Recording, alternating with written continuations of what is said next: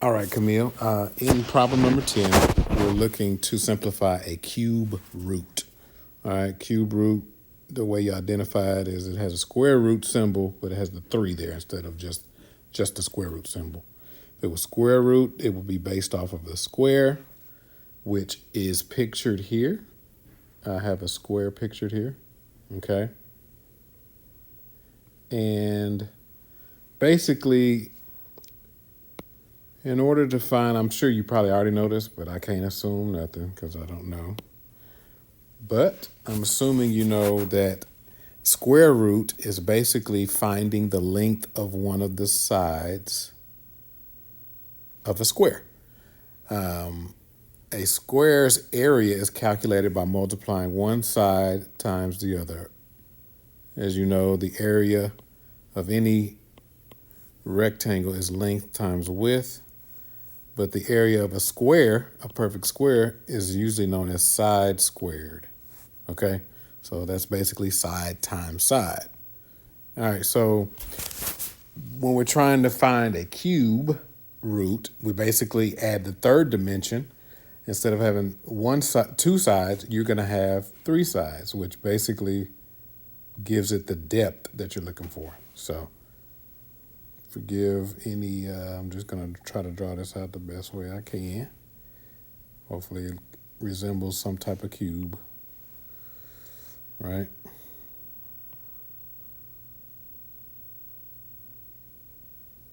Okay. And there we go. Something like that. So now we have length, length, width, and now we got length, width, and depth or height. We got another side here. Let me erase that. You got your another side here, right? Going this way.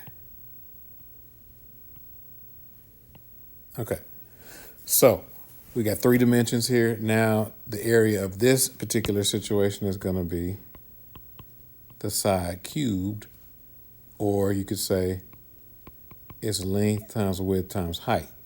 Okay, so in order to find the cube root, basically we're just trying to find the length of one of the sides since they're all the same length. Okay, so it helps to know the perfect cubes. Okay, the perfect cubes are like the perfect cubes are like this. So the perfect cube of 1 basically means I take 1 and I multiply it times 1. Okay, 1 times 1 times 1.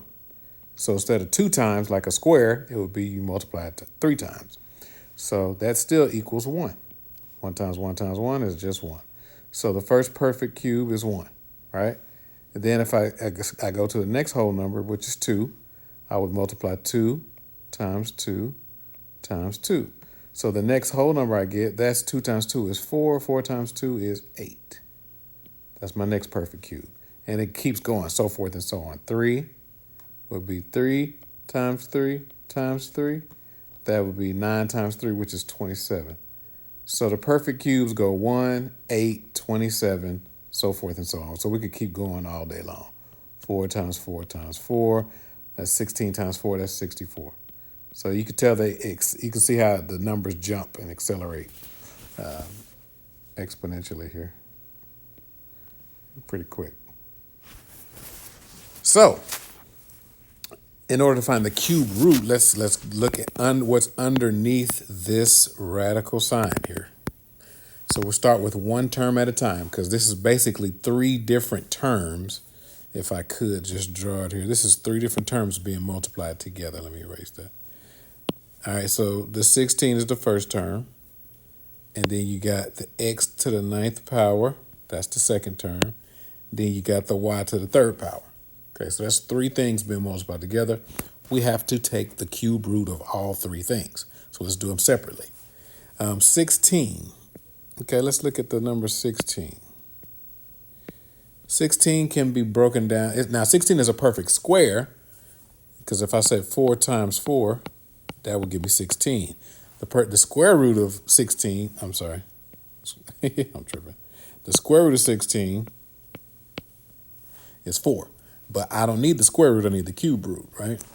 So let's go here. And let's break this out into what might be a perfect cube. So if I look at my list here, I see 1 times 16 would be one thing, but the number 1 doesn't do me any good. But 8 times 2, if I took 8 times 2, 8 is a perfect cube. 8 times 2, I could factor out an 8. And what is the cube root of 8? The cube root of 8 is 2. Okay, the perfect cube, the cube of 2 is 8, and the cube root of 8 is 2. If you see how that works, you know what I'm saying? If I multiply 2 out, I get 8. If I take the cube root of it, I get back down to 2. All right, that would be the length of the size of a cube would be 2. Be 2 times 2 times 2. You understand what I'm saying? So anyway, I can break this down. This can be simplified as, since the cube root of 8 is 2, I would have.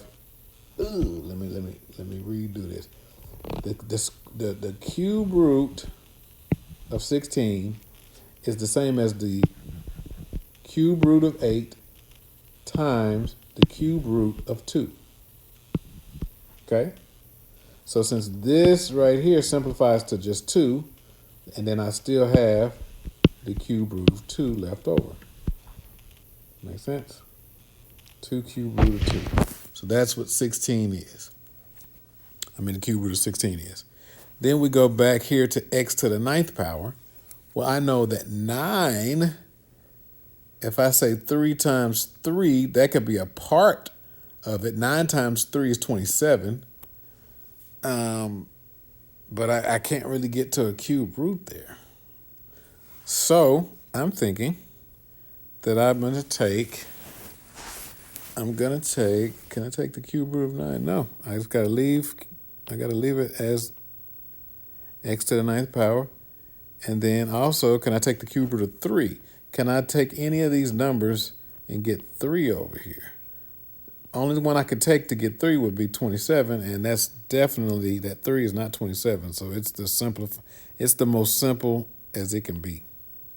So I believe it would be 2 times the cube root of 2, x to the 9th, y to the 3rd. Check your answer key and see if that's correct. Thanks.